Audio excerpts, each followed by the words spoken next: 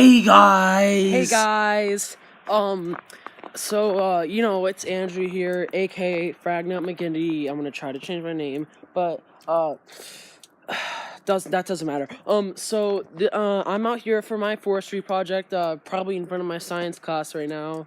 Probably, like, really embarrassing, but, actually it's really cold out here, but I'm just gonna start this out really quickly.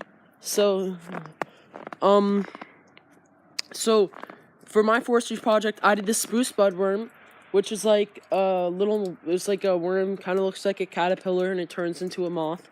And let's just say this is one of the trees. It nests in balsam fir trees and then spruce trees. So, but this obviously isn't that. But we're gonna use it because I don't have any balsam fir trees in my backyard. But so what the worm would do is he would go on top of the tree, go on top of there, probably a moth in its moth form, because they make cocoons and stuff. They would go on top of the tree and they would lay eggs, and then the eggs would hatch and they would go into the needles. They would dig into the needles because they're like really small, and they would go into the needles and then they would just stay there. And they would start eating, and they would just eat the needle, and they would eat the needle, and then they would grow, and they would start going into their cocoon phase, and they would web around the needles, and when they webbed around the needles, yes, it would kill the needles, and they would actually slowly start killing the tree from the top to the bottom.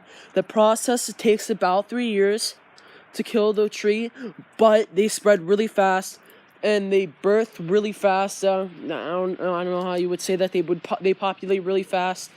They just keep getting kids and kids.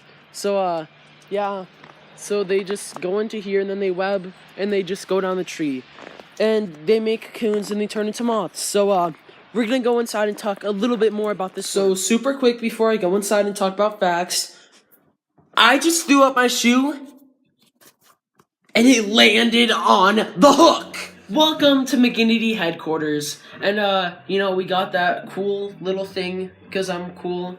And then we got that Where's Waldo poster, but that's totally irrelevant right now, and for me to be talking about my room is completely inappropriate. I'm sorry, but let's get right into it. So, one cool fact that I found really interesting was the fact that, now get this, the spruce budworm is actually native to America.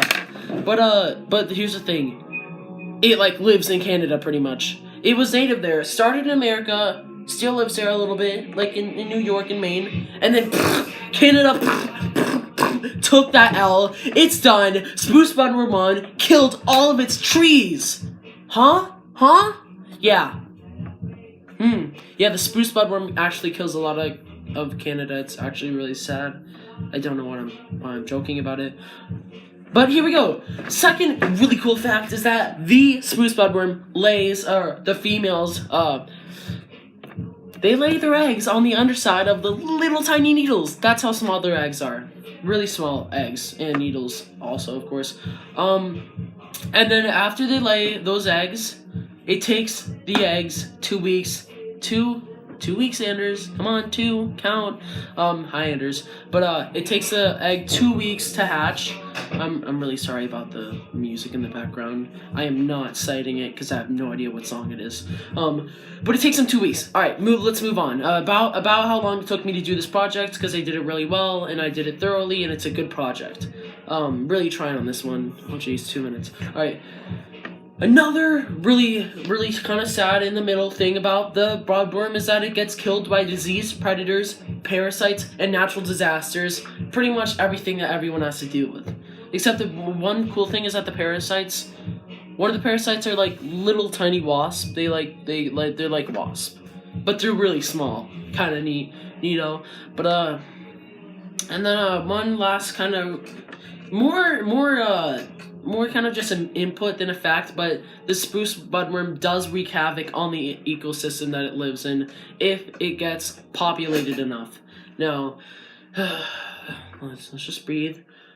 Kind of have a little bit of stage fright, but let's move on there. So I hope you liked my project. I got some neato facts. I showed you some stuff outside. I froze my hands. Pretty much got frostbite everywhere. I'm pretty much dead. But I hope you liked my project. And yeah. So bye. And wait. Look at the credits. Look at the credits because I tried.